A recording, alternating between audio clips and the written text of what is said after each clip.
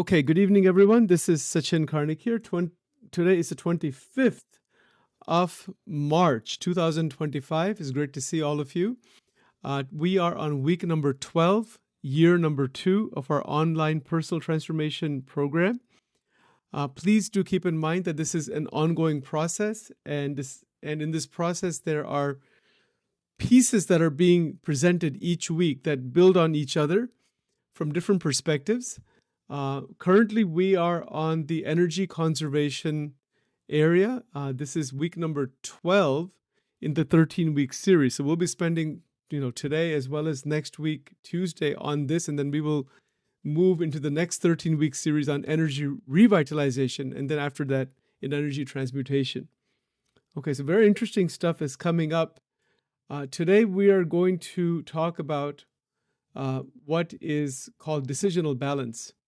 So there's a concept called decisional balance, which has two components. That is temptation versus self-efficacy, or self-efficacy versus temptation.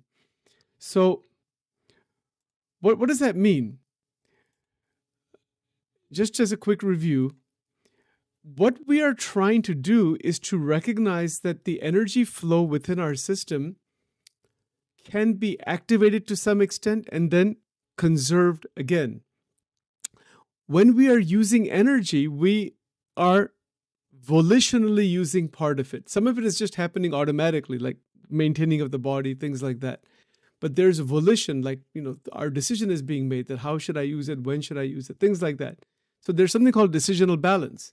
In self-efficacy versus temptation, self-efficacy means, and you can write this down if you're taking notes, and put today's date in your notebook and you can write these words down. The self-efficacy means the confidence one has that one can actually carry through with one's decision, what one has decided to do. That is called self-efficacy. And temptation is to go in another direction, is to be tempted not to follow through on what one has decided as the right action. Right? So, having said that, let's go back into this slide here. So energy and decision making, every decision involves an energetic cost and return. That's just the way it is. Every decision we make, there is always an energetic cost. And then there's something that we get back also from that. It could be something very positive. It could be something negative. It could be, something harmful, something very beneficial. It all depends. So the decisional balance theory is such where we weigh pros and cons of our behavior. And temptation is that which drains energy. I was just talking about temptation, it takes us in a different direction than self-efficacy. Self-efficacy conserves and channels it. Energy conservation supports consistent decision-making. And that's what self-mastery, eventually when we get to that, involves regulating where energy flows and the way it flows. It's pretty straightforward. There's nothing difficult to understand in this. This theory, decisional balance theory, was developed by Janis and Mann and used in behavior change models. So you find this quite often in these models. Balance between perceived pros and cons of change versus status quo. There's always pros and cons. Like we balance them out inside. What are the pros? What are the cons of taking any particular step? And then sometimes we just don't want to make the changes we need to make, and then the status quo is maintained or things get worse. Right? So temptation lowers decision quality. Temptation towards that which causes imbalance, energy damage, essentially. That we can define that as temptation. So high temptation lowers decision quality. High self-efficacy strengthens it. So it's like an inverse proportion. Self-efficacy, remember, is the capacity, the strength, the confidence to carry through on the decisions that are the right ones for our further development. Right? So energy conservation has everything to do with this, that I want to conserve what is good in my life. I want to conserve what's going well in the 12 dimensions. I want to maintain that. So that's self-efficacy in the sense that I can maintain it, take the right steps mindfully, not act impulsively, things like that. Temptation, on the other hand, has an immediate reward. It might feel good to have that high-calorie meal, those kinds of things, but it's a lower level of decision quality. The quality of the decision is not very good. It can cause further problems, etc. So there's a conflict inside. So the internal conflict, between self-efficacy and temptation, it again destroys energy, and we don't want that. we don't want the internal conflict between self-efficacy and temptation. I'm going to talk about that a little bit here. It happens all the time, right? Take the food example, or take example of, just maybe like having an alcoholic drink or something like that. Just easy to understand. They're simple examples. How far do you go with it? There's always a limit, but the temptation is to go further and further and further. Particularly if it feels good, if it's something that's pleasurable, etc., we want to go further in it. That's the temptation. That happens in addictions quite often. And again, that's an area that is fairly easy to, we can understand this thing, that we want to go further and further and further. Self-efficacy, on the other hand, is where there is a natural discipline, a natural control that I want to stay in this area, stay within these boundaries. And it has many factors. Even something like the food example, certain foods are going to naturally be more fulfilling, are better for metabolism. One has to find out what they are, whether it's food or whether it's relationships, whether it's, the recreation, finding out what is optimal for each person. That is how self-efficacy works. So today's major theme here is self-efficacy versus temptation. And this is critical in terms of energy conservation. What is the relationship with energy conservation? Well, temptations that are taking us further in a direction we know we shouldn't be going is not going to allow us to conserve energy. It's going to damage energy. It's going to utilize energy, or it will add to imbalances in the physical body, in the mind, etc. And there's many examples. Thinking about and worrying about things that have happened in the past that don't have any real relevance right now can tangle a person up very quickly. So it's not a temptation like for a food, but it's another kind of an experience. So it can tangle one up. It can cause a problem internally in energy flow. Sometimes we're tempted to just say something to someone which we really would regret later on, right? So that can happen also. We might also be tempted to, spend extra money and things like that. We talked about that before. That can happen too.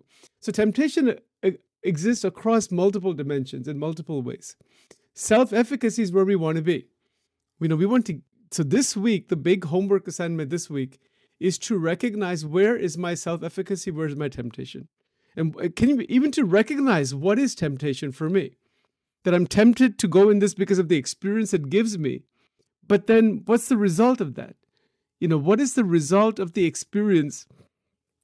For example, if I'm tempted to watch, excess amounts of Netflix, let's say, which we all do from time to time, binge watch something, okay, but what is the result? My mind is more dulled. I'm not in a good space, but too many thoughts about that thing are coming in my head. I don't have the kind of freshness. There's a result to that, right? There's always a result. So temptation versus self-efficacy. You could start with small things that we are tempted to do, but we should not be doing. Should not be thinking in that direction. Should not be going in that direction. So there's a whole list, and it just varies from person to person to person. It's a decisional balance. So the concept is decisional balance, temptation versus self-efficacy. Now, self-efficacy is the strength within. To say that, no, I can stay within this boundary. And self-efficacy has everything to do with staying within a boundary. We have to live within boundaries. If we don't do so, we're going to be in trouble. That's just the way it goes.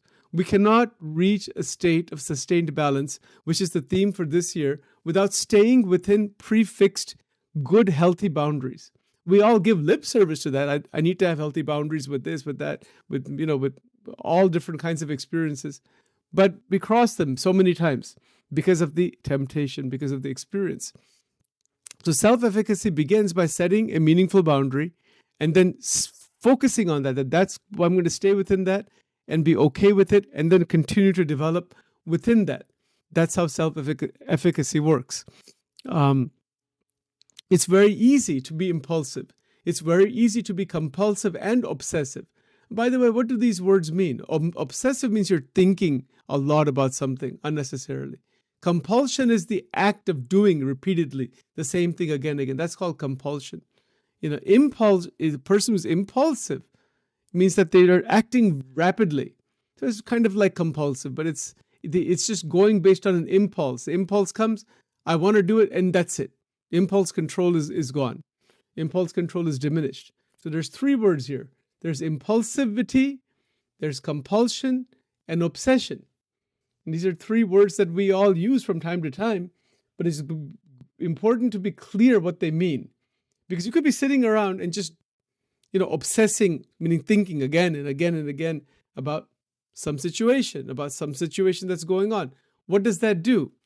That damages energy flow. It tempts us then to do certain things that we shouldn't be doing. So obsession or obsessive thinking is problematic. If we're doing it, it needs to, come down to a balanced state.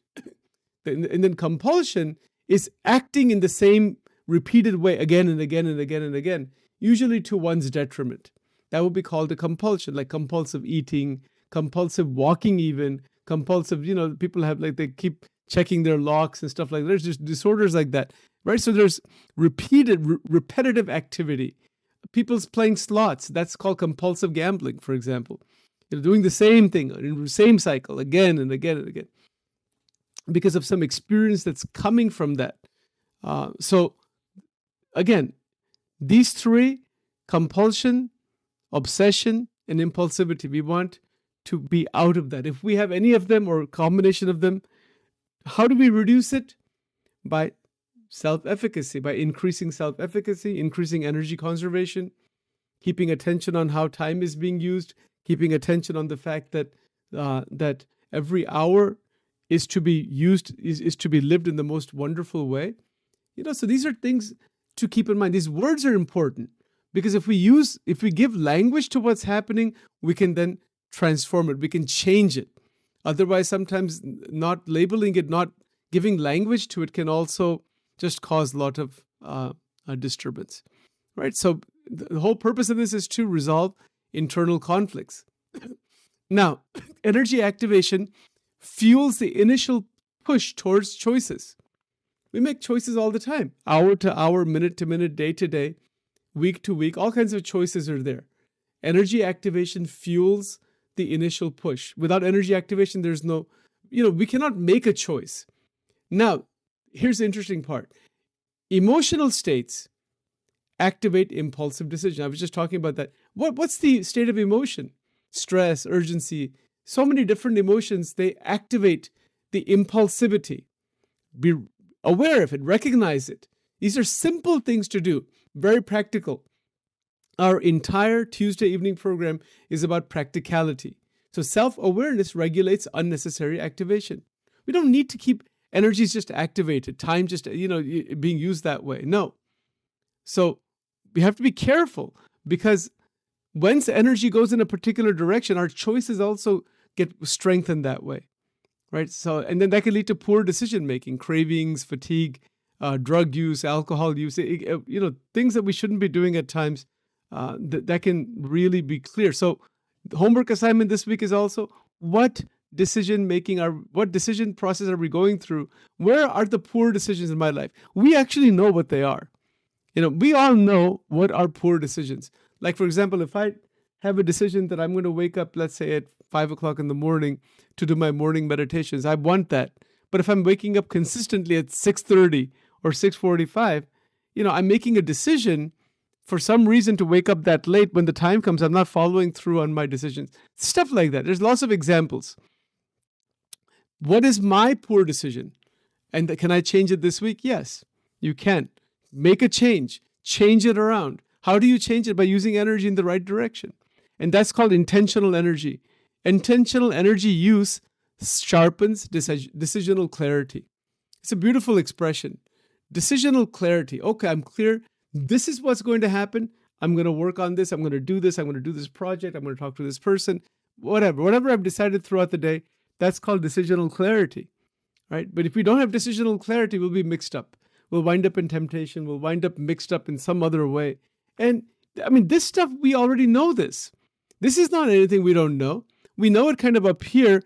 We just may not be applying it. And notice some of the terminology: impulsivity, compulsion, obsession, decisional clarity, intentional energy use. These are all key points to keep in mind. And then awareness of energy activation, emotional states, so that the conservation phenomena can eventually occur. Self-efficacy as an internal conservation, as an energy conservation tool. See, many people don't think of it this way. Even if you read the literature on self-efficacy, there's not really a whole lot of discussion on energy conservation. I don't think you'll find any, probably. I don't think there is any, really. But that's in our program, we've tried to pull some ideas, diverse ideas together. That, yeah, it is energy conservation tool. Belief in one's ability reduces internal conflict. Can I wake up at 5 a.m.? Do I have a belief that that I can do that? Well, if I don't even believe it, then how am I going to do it? So if I'm conflicted about that I need to take this action, but I'm not taking it, that's an internal conflict. I want to take it, but I'm not doing it. That happens quite often. That's called an internal conflict. So self-efficacy is belief in my ability to reduce the conflict by taking the right action. Self-efficacy channels energy towards aligned goals. If my goal is that I want to exercise half an hour from 5:30 to 6 o'clock every single day for the next 6 months, wow, that sounds very good. But when the time comes, I'm not even waking up at 5:30. I'm waking up at 6:45. Then that's a problem for me. So I'm conflicted inside. And because I'm conflicted, I'm not even setting goals properly. I'm not even getting into self-efficacy. So how do we do that? Keep the concept in mind. How do we actually get into self-efficacy? Well, there's a couple of steps here. The first step is to visualize the goal. That this is what I want to do. I want to wake up at 5:30, exercise, and I wake up at 5 o'clock, at 5:30 to 6, a half an hour walking, half an hour, whatever, exercise is done. For 6 months, wake up at 5 o'clock, no matter what. Even if I go to sleep at 12 o'clock or 1 o'clock, I'm going to get up at 5 o'clock, maybe take an afternoon nap if I want to. I can make that kind of decision. I can do it. And it's not going to be easy in the first week or 2 weeks. Eventually, my system will just get programmed to that. I'll just wake up at 5 o'clock. It's called habit forming. So that's another concept to keep in mind here to enhance self-efficacy. That is to activate habits. So habit is built. Like take the 5 a.m. example. If I'm clear that I want to wake up at 5 o'clock for the next 6 months, I'm not saying you all should be doing that, or I'm just giving that as an example. If that's what I really want, but then if I say no, but when the time comes, I'm hitting the snooze button, I'm not getting up, I'm not doing that, that means I'm giving into temptation. I'm giving into temptation to sleep more, to just waste time sleeping more, dreaming up all kinds of things, all mixed up state. But if I get up within less than 2 minutes, my state of mind will change. I get into the shower in less than 2 minutes, brush my teeth, get into the shower, my whole state of mind will change and I'll be able to do my exercise. And I do that for, the first week is difficult, the second week is easier. By the time the third and fourth week come, it becomes almost like second place. You don't even have to wait for the alarm, just get up. This is called habit forming. But if I want that, if I say, no, I'm just going to indulge in whatever what I'm feeling like at the time, then that discipline won't be there. My health won't be better. I will still be oversleeping. My psychological state will still be mixed up. That's what's going to be. So I have to decide, what do I want? And then the tenacity, the ability, the decision, the power to carry it out is called self-efficacy. Now some people may have a lower level of self-efficacy because of some reasons. So the goals should be realistic, so that the self-efficacy can be built up in time. It may not just be built up right away. Right? So these are some things to keep in mind. Now, again, it's individualized. How this works in each person depends on each person's goals. It's practical stuff. Getting up in the morning, what time to get up in the morning, what to eat in the morning, what to do in the morning, then what to do in the late morning, and then during lunchtime. It's just as the day progresses. This is how we are building each day. The concept is very straightforward, right? So what does self-efficacy do? It prevents energy wastage, prevents energy waste on doubt, hesitation, and second guessing. See, these are three things that cause problems for us. Doubt. Oh, can I do it or not? I'm not sure. I'm hesitating. The clarity is not there. But as we just follow through on what we have decided, all of this begins to change. It changes gradually. It's not instantaneous. We want instantaneous results and then we get frustrated. But no, these changes are going to take time. Maybe it's a change in diet. Maybe it's a change in sleep patterns. Maybe it's a change in exercising or any of the 12 dimensions, family time or whatever it might be. It's a change somewhere that is more in alignment with where we want to be. Right? So what does this do for us? Why do it? It builds long-term energetic resilience. And if you haven't written that down before, you can write it down. Energetic resilience. Energy bounces back. You bounce back again and again and again. And that's very, very beautiful. It has a lot of benefit for us because that's what life is. We want to be in a good quality of mind. In our retreat on Sunday, on Saturday, we talked about, for almost a good 1 hour, about the TEMDE, thought, emotion, memory, desire, energy, quality, quantity, direction, depth, and structure, the 5 and the 6. We talked about that during the retreat at Dr. Cheta's house. And that was very good because that gives us a reinforcement of this energetic resiliency, that energy utilization can be resilient. So we are moving literally minute to minute, hour to hour, day to day, week to week in a state of resiliency. And that is very joyful. That is very dynamic. It's very good. It's very meaningful. There's a good view ahead of what we want to experience in life, things like that. That's called energetic resiliency, right? So boosting self-efficacy is like building an internal energy reservoir. Absolutely correct. Why is that? Because we are not wasting energy or time. We're utilizing energy in such a way that we're following through on the best actions that are harnessing the 12 dimensions. That increases internal energy reservoir.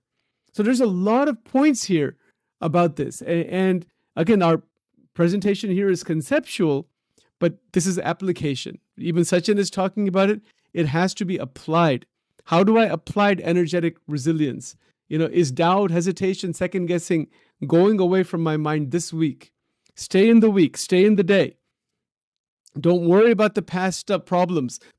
Keep moving ahead, learn from the past, right? Reduce internal conflict and just make it happen. How do you make it happen? By keeping these ideas in the mind, resonating with them, and then follow through. Understand the concept clearly. Step 1. Hold it inside. Step 2. Follow through. Step 3. That's it. That's the way it goes. Now let's talk about temptation here. Temptation is an energy drain. Temptation pulls energy towards short-term rewards. We know that. That's what it is, short-term rewards, but it causes problems. Repeatedly giving in erodes willpower and confidence, particularly giving into things that are causing harm. It's an energetic cost of guilt and self-repair is high. We feel guilty. We feel like, I shouldn't have done this. Why did this happen? If the feeling of guilt and all that sting is there, that means that action should not be taken. If I'm taking an action, I don't care what it is. It doesn't matter. But I feel guilty afterwards, there's a problem. Maybe the action has to be changed. It probably does. My perception maybe has to be something that has to be changed there. So avoiding temptation equals conserving personal energy. Why is that? Because our mind is going to function in a better way, in a healthier way. Our brain functions in a healthier way once we are in a state of self-efficacy. Mindful recognition of energy leaks is crucial. This is like a major idea throughout our whole program. We'll find out where energy is being leaked, and stop that. Just like a bank account.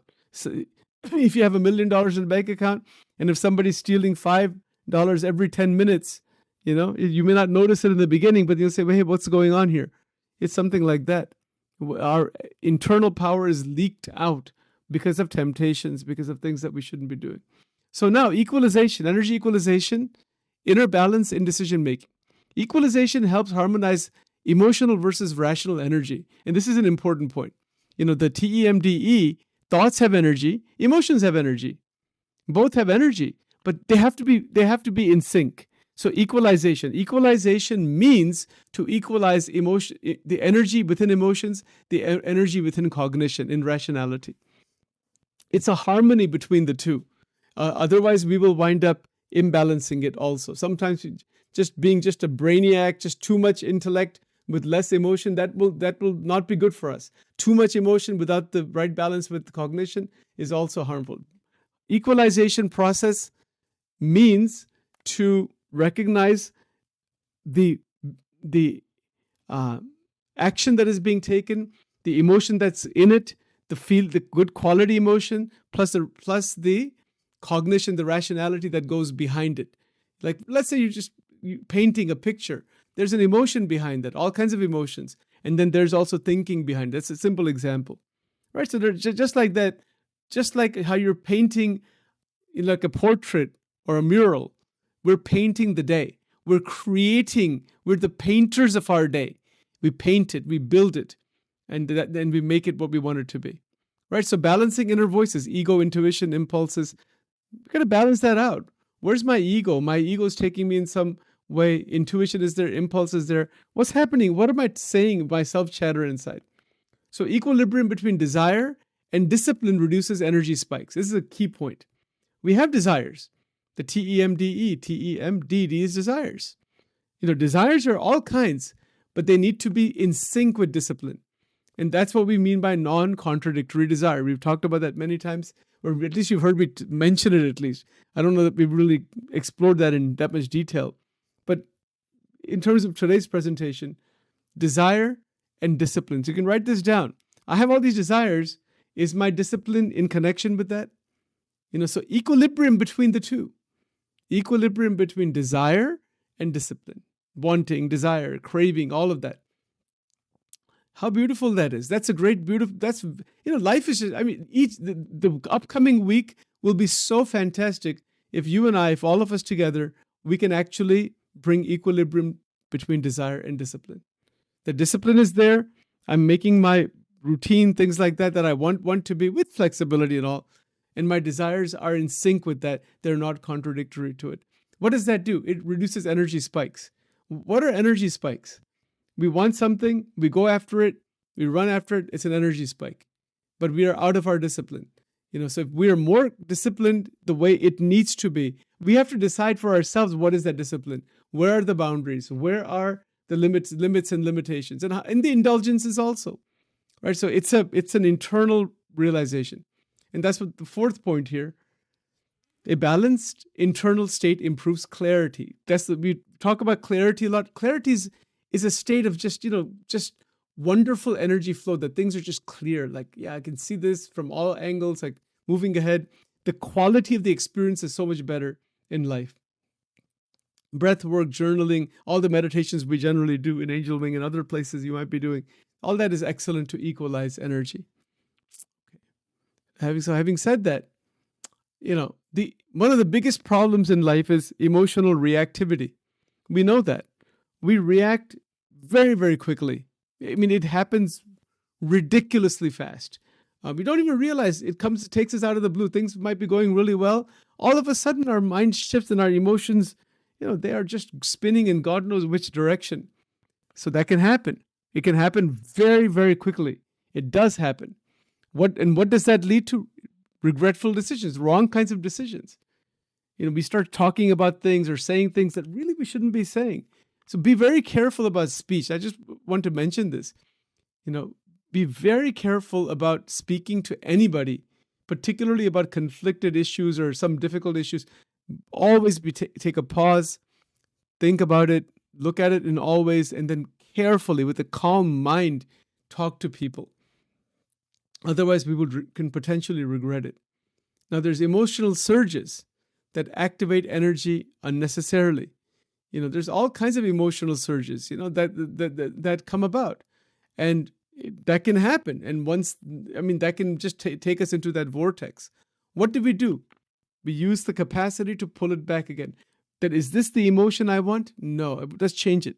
Change it to the emotion that you want. How do you do that? Be patient, visualize the emotion you want, and take steps to change the environment, change the breathing flow, do some meditations, listen to some music of different types, whatever, do some exercises to change the emotional frequency. Now let's talk about that a little bit, because that's a big thing. Most people don't know that we can do that. We always talk about changing our thoughts, change our thinking, change cognition, change the way you think. change your perception, change your perspective. But how many times have we ever heard anybody say, change your emotions? Can you do it? Yes, but not immediately. And because we haven't done that usually, we feel something and we feel that's just the way it is. No, an emotion we are experiencing is an experience only. That's not who I am. Emotion is an experience in my psychological space that can be changed.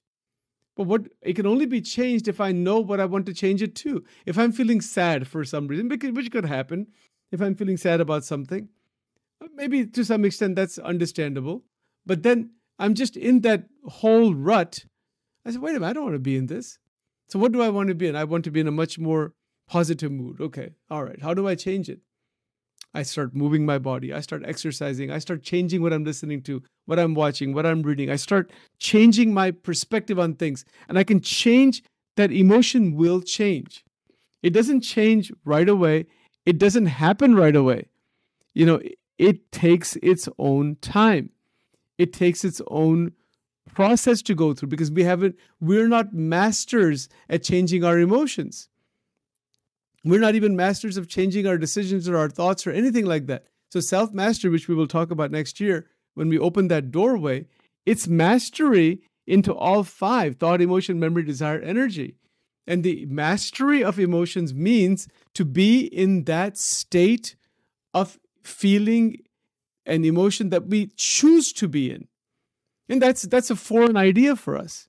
It's a very foreign idea because, like, let's say we watch something on news, like some of the stuff that may be going on today in the news, and we have some strong emotion about it. All right, we do, undoubtedly, but I have to pull back and say, what do I want? Do I want to be in this space? Maybe I do. Maybe I'm okay with being in that space for a while, but then I notice I'm in that space much longer. I don't want to be in that. Change it around. Get out of that space. Right? So this is called emotional mastery, which we will talk a lot more about later on next year. But I'm just kind of mentioning it right now. It's quite amazing. Once we can do that, my goodness, I mean, things begin to just change very rapidly in life. So emotional regulation enhances both quality and energy flow. Emotional reactivity is harmful. So we don't want that. So emotional surges activate unnecessary energy, delaying the right decisions. Delaying the right decisions during emotional highs and lows is wise. I'm sorry, delaying the wrong decisions is wise. Delaying decisions during those highs and lows is wise. Sometimes low emotion is there. Our whole decision-making apparatus is changed. Let's talk about that a little bit. The emotions fluctuate, right, between highs and lows. High emotion, elation, dejection, depression, and then everything in between. So the decisions we make when the emotion is very high or quite low, it may not be the right one. May be very, very much something we will regret later on. So the decision-making faculty is distorted. Our self-efficacy is not functioning properly.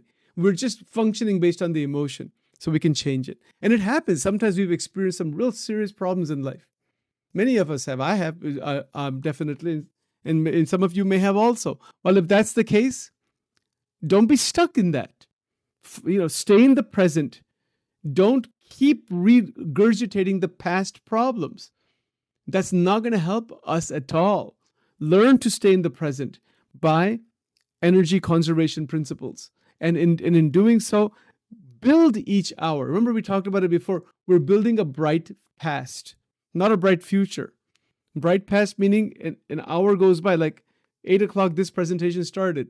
So in my mind, I have it in my mind from 8 to 9, I'm going to do the best I can in this presentation, in this workshop. Okay, fine. Right? So what am I doing? I'm visualizing what I want it to be, but I cannot build that in the future. I can only build that in the present. So when I started the presentation, 40 minutes have already gone by, on this subject. Right, we've been talking about it from different areas. I'm just presenting it straight through. And then I'm going to talk about the quantum principle in just a moment here. And then we'll be done in just a few minutes. So the point is, what did I do? Did I build a bright future? No. I built, in my mind, a meaningful, useful 40 minutes so far. We'll get to 9, 9:15, 9:30, and then, that'll be an hour and 15 minutes or so, let's say. Okay. I'm building a bright past. Get it out of the mind about building a bright future. There's no such thing as building a bright future. It's a totally, absolutely, unequivocally wrong idea. There's no such thing as that. You can never build a bright future.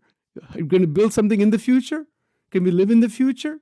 No, we live in the present. And the present immediately is becoming the past in terms of memory. Every second that goes by, time that goes by, it goes into memory. 41 minutes now have gone by. 8:41. So 41 minutes have been this presentation is recorded. I can see all of you online. You guys, all of you have been coming regularly. What have we done? We have built a bright past. That's my perception, right? So along those lines, self-efficacy is about building what we want in our memory structure. It has everything to do with that. So much we're talking about, okay, I want this to happen. I want that to happen. I want 100 things to happen later on. We visualize it, but visualize it in terms of memory structure, that is going to be a fantastic, beautiful memory for me. And the experience is in the present. So the experience, like Sachin is talking right now, that's happening in the moment, in the present. That's not happening in the future or the past. Right? So the ideas that are coming in my mind are happening right now. They're not happening in the future, but where I'm using my past memories to talk in the present. All right? So that's all. We've talked about these things before, but that is just a quick reminder of how that also connects with emotional regulation, decision quality, energy flow. All right. Now, having said that, there's a lot of other points here, but let's skip forward. I want to get to the actual quantum quality here. So the quantum principle is number 12, awakened intelligence for today. So you should have this written down already, and I've been meaning to send these actually to you. I'll get to that this week sometime. And I'll create a document with all of them properly defined. These are the quantum principles. This is principle number 12, awakened intelligence. I think I made a mistake last time. I skipped one or something last time. Anyway, it's all right. But I'm back on track here. So this is correct. And what does it mean? What's awakened intelligence? Awakened intelligence as a quantum principle, it refers to a deeper consciousness beyond cognitive functioning, involving enhanced awareness and insight. Its significance lies in fostering personal growth and facilitating the understanding of complex human experiences. And awakened intelligence, very simple way to put this. And by the way, that picture of the robot, that doesn't mean we're a robot, but it's kind of a parallel with the AI and all that kind of stuff. That see how smart those AIs are getting, right? So we have to keep our intelligence going also in the right direction. So an awakened intelligence has many components: emotional intelligence, critical thinking, etc. But it has to do with transcending our inherent internal limitation. Limitation in what sense? I'm getting stuck in a psychological groove, getting trapped somewhere psychologically, mentally, getting stuck somewhere. An awakened intelligence in simple language means 360-degree view of all that is going on. That's an awakened intelligence. For example, if I'm watching a 15-minute news episode on CNN or on Fox or some news channel, and I'm looking at that, can I see it from all angles? As many different angles as possible? That's interesting, isn't it? Or if I'm having a conversation with someone, or I'm hearing something about somebody, can I listen to that from as many different perspectives as possible? Can I see my own life experiences from multiple perspectives? That's called awakened intelligence. Awakened intelligence means that an intelligent mind, it acts in the field of thought sanely without resistance. The key point here is that resistance is not there internally. And my internal resistance is gone. Then intelligence is awakened 100%. That is the point. You see, so what is that resistance? It's conflict. It's confusion. So my intelligence, the intellectual capacity doesn't function as wonderfully as it could potentially function. And that is what is called, this is a quantum quality. Why is that? Why is it a quantum quality? And we'll do a whole retreat on this. I don't think we actually have ever done a monthly retreat on this principle, but we will. So I've been kind of jumping around in the month. I'm picking different principles. We talked about another one, principle 26 on Saturday, but some other time we'll talk about awakened intelligence. Maybe we'll do it at my place or somewhere, but it's a very difficult concept to understand. Even to understand it is not easy, but it could be understood this way, that there is a profound insight into the nature of our life, nature of reality itself. So an intelligence that is dull is just, it doesn't have much energy. It's kind of just, rolling around. But an awakened intelligence is filled with energy that doesn't deplete itself. It's used, but it remains intact. That will be the energetic explanation. So for example, people who have really progressed far in academia or in piano or in music, they have gone further in a particular area of research. What have they done? They've awakened their mind in that direction, further into a greater depth. That's called an awakened. That takes us to an awakened vision. Otherwise, people have all kinds of opinions, but an informed decision, an informed opinion, an informed perspective is like that. Like, for example, if you have a piano player has really mastered how to play the piano, wow. So the intelligence is more active over there, like that. It just depends. Some people can do that through meditation. Some people do it through religious work. Some people like to do it in recreation. They're just, love to go around touring places. Some people are master cooks and chefs or whatever they might be, or amateur cooks or whatever. Intelligence can be awakened in thousands of ways, in many different ways, right? So that's the quantum principle. Why is it quantum? That we can decide that my intelligence, I want 360-degree vision. I want it to be much greater than where it is now. It doesn't happen instantaneously, but we can awaken it in that direction if we want. Like in my case, I've tried to study philosophy over the years. It's not an easy task. It's a tangled up subject, and some of the original texts are extremely difficult to unravel and untangle, and it can take hours and hours. I mean, I'll give you an example. There's a work by Hegel called Phenomenology of Spirit. And we haven't talked about all these things, but it's just the first page. To unravel that, it took me 7-8 hours to unravel that, literally 4 paragraphs of Phenomenology of Spirit. And it's like 600-page book or something. It's just, so those writers, they have written at a level we cannot even understand that unless we really break it down and figure out what every single concept and idea means. Now, that's not for everyone, but in my case, I wanted to go through that. I like to go through it, but I can do it to some extent. What does that do to my intelligence? It flexes it. It's like flexing a muscle. The more you use a physical muscle, it gets stronger eventually. But so similarly, our intellect is also like a muscle. And if we don't use it, let's put it this way, if we use it for higher ideas, for more intricate type of study or intricate type of activity, like playing instruments and things like that, or study of philosophy, like in my case, or might be something else that you enjoy, whatever it might be, it can awaken dormant energies and really enhance the structure of the brain, enhance the blood flow within the brain, enhance synaptogenesis. The brain cells will begin to grow. This brain synapses begin to grow. They have found neurons where a neuron can have up to 10,000 connections. Can you imagine that? It's not just one neuron connecting with another neuron. It's not like that. Each neuron could have up to 10,000 connections or even more. Can you imagine one cell body being connected, and the whole neuron is connected with 10,000 other neurons? So the more we grow internally in terms of our cognitive ability, the more neuronal trees are created, dendritic trees. And that helps us with our health, helps us with our intellectual capacity. It helps us divert energies in right way. It helps us across the board. So these are some things to keep in mind, particularly as we all get older. Everybody gets older in life. Nobody's getting younger. It's the way it goes, right? So that's called awakened intelligence. All right. Now, there's a lot of slides here. You can see all that later on if you want.